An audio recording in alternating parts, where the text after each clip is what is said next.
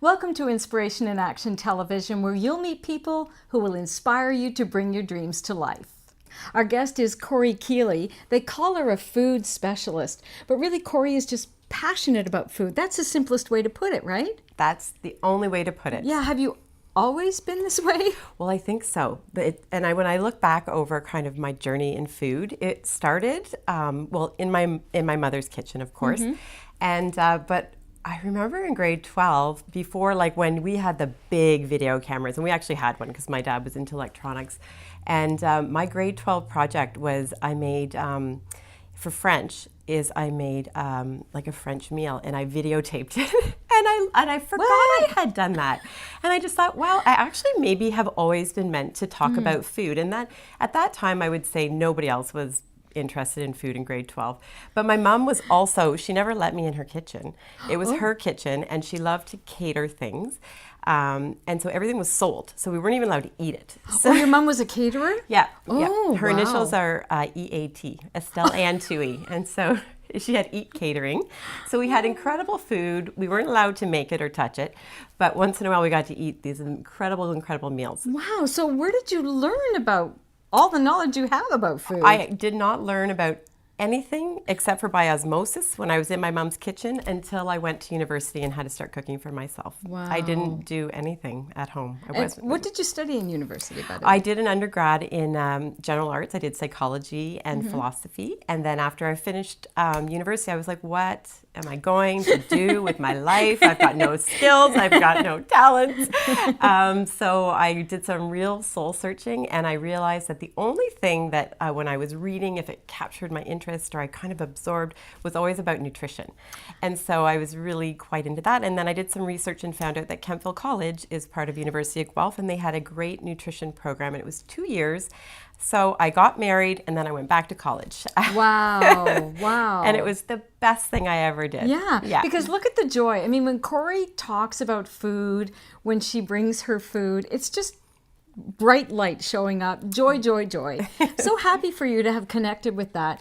So you started your journey really with a website, right? Is that how you started What did I do? sharing your gift, so to speak? Your enthusiasm? Well, it started with Pam Collicott. She hired me after I finished Kentville College as her assistant, and I would do all kinds of, I would help her with her cooking classes and some food styling contracts, and then she would get requests to go to some stations that she didn't go to, so she sent me, and I remember just thinking, oh my goodness. You mean like television On television stations? cooking Okay. segments. So that's how, so I kind of just was like, okay, I'll try it.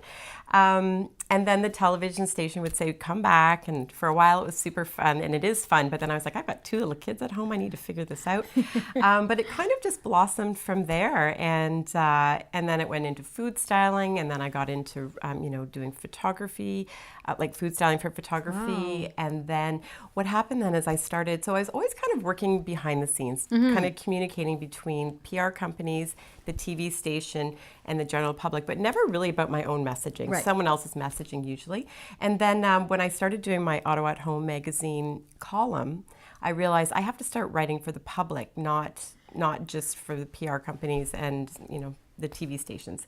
So that's kind of when I started communicating more on a one-on-one level. So what do you want? What's Korey's gift? What do you want to share about nutrition and food with people? That I think it's unique and individual for every person. I don't think there is a cookie cutter solution for everybody. What's good for me or what's not good for me is probably fine for you. And that's just, if we could, and my company was called Food Thought for a reason. I think about food in every different way, every day, from the time I wake up until the time I go to bed, what it looks like, what it tastes like, flavor combinations. But if we could stop thinking about it so much, I think it would be a lot easier on people. We really fixate on it. I don't think it's possible when you have a passion, though. That's your life. That's your gift. They say you have a talent, and then you have a gift that comes through that talent. And you're a super duper beautiful person, great communicator. So it makes it so easy to get excited with you around when we talk about food. We talk about food combinations, or I see on your website you've got this great idea. It's like, yes, I want to try that. Yes, I want want to try everything you talk about. Aw, thanks. So it really is sharing that enthusiasm for nutrition, for good food. Do you think people are moving back to sort of better values around food and away from that fast food stuff, or are we stuck in that? I think we have to. And I think yeah. it's coming out of necessity, maybe more than want. I don't know. There's always going to be the general population that isn't hearing the messaging or is too confused by the messaging. I hope so. We feel better when we eat real food. Always there is room for indulgence. I like to drive through anywhere, really, all the time. But I don't do it that often. But listen, I love a big fat hamburger with fries as much as the next person, and I eat them. And my kids eat them once in a while. We don't eat it 3 or 4 times a week. I was going to say, you said once in a while. You know Yeah. what? We have to get the idea that food is medicine. Yeah. What we're putting in our body is either nurturing us or really sort of destroying us. If we're not careful, we really do have to get that it is medicine. So if I asked you for some superfood ideas, what would you offer?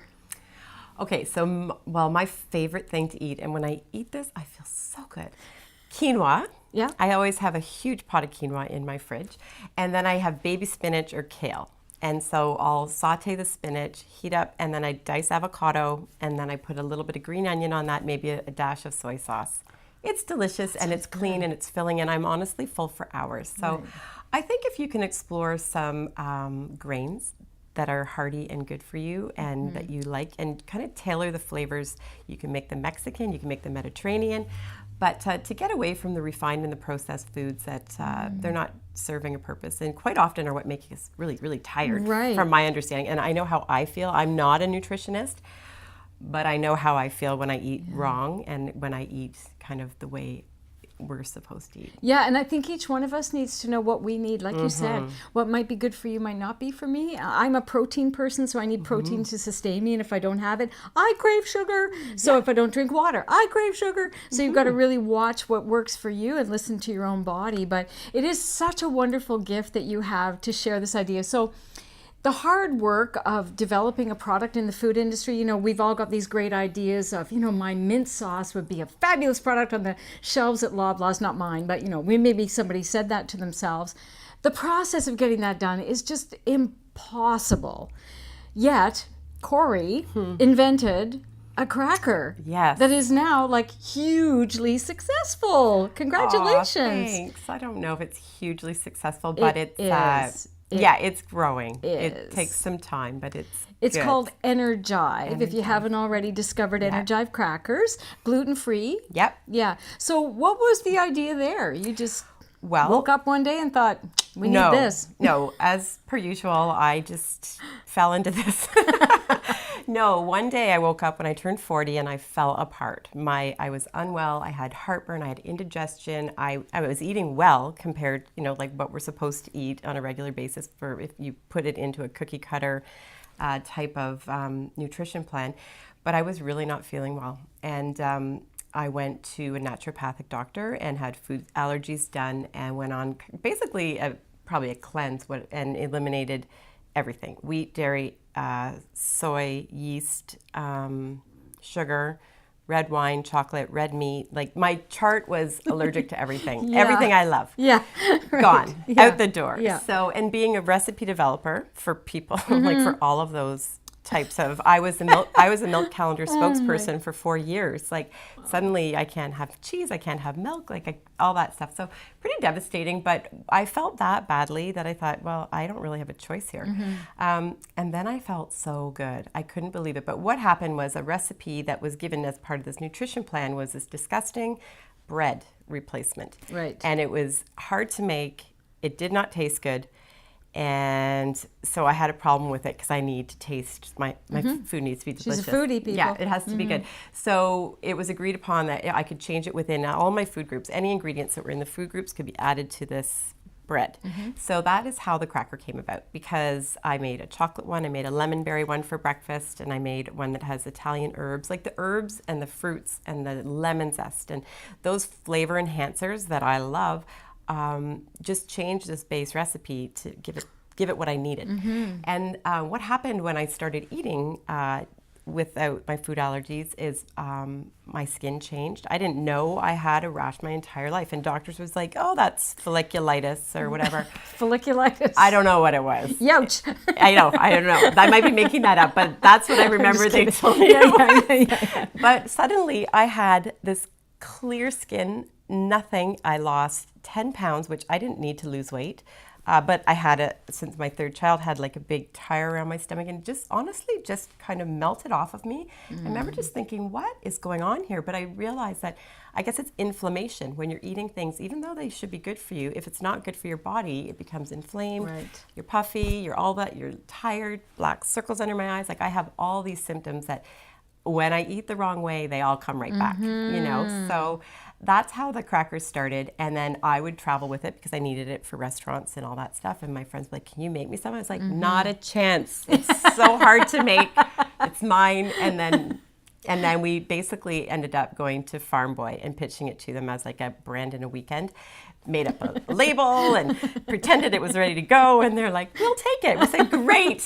Now we have to figure out how to make How this. do do we do that out of your kitchen and into it? Anyways, so it's a journey, and it's a journey. It's a journey, but I saw big pallets of Energive crackers going somewhere. Yeah, we're doing a test in Costco stores. my So we goodness. shipped like 18,000 boxes of crackers. That's exciting. Yeah, I mean, it's exciting. It's crazy. It may be the little baby that you don't absolutely love, but you got to love the product. And you got to love that people love it. I mean, it is delicious. Yeah. Too. I think when I thought, oh, it's always just my friends buying it. Yeah. And then I get emails from 18,000, people, you know, and they're telling me how it's changed their life. They, you know, they're celiac, they're whatever, and they can eat this and it's different and it makes them feel good, and that makes me feel good because I love feeding people. Of course, that's your mission in life. Yeah. So speaking of feeding people, Yeah. exciting project happening. Well, it's happening anytime. Yeah. Is a new cookbook with Erin Phillips. Yeah. Because you guys are taking on the hockey world next. Yeah. Give us the idea. This is such a brilliant idea for a cookbook, really. It's called The Ultimate Cookbook for Hockey Families, and how this came about, again, I don't know, I get myself into these things, but Erin called me, it was this time, I think 2 years ago, she called me, she's like, I've got a great idea, let's write a cookbook, and I was like, not a chance. So last thing I need, and what can we do that's different than anyone else? Like, there's so many cookbooks out there, and she said, no, this one's good. We're going to get the recipes from the NHL hockey players' moms and what their wives feed them. And then we'll fill it in. She's a nutritionist. She said, we'll fill it in and we'll teach people what to eat pregame, like the right fuel for their kids, and kind of demystify and give them solutions to not being eating out in drive-thrus and stuff. And When they I was travel like, on the road. On the road, tournament food, pre-game meals, make your own sports drinks. So we, oh my gosh, so we pulled it off somehow, but it's at the printers. We get them next Friday. We've sold 8,000 books already before they've hit the shelves, and we had to just reprint another 7,500 just in case. Super exciting, So we're right? pretty excited and nervous, but there's over 27 NHL or pro hockey players, I shouldn't say NHL, pro hockey players, and female and male, and figure skaters. It's exciting. Yeah, so I can't wait to see what project you get into that you don't want to get into No, next. this is my last one, I've been told. Yeah, Oh no, you're done. I am done. And we're just going to ride this wave. Famous last No, words. it's really true. Korey, congratulations. I just love you. I think the world of you. All the best. Thank you, Kathie. Okay.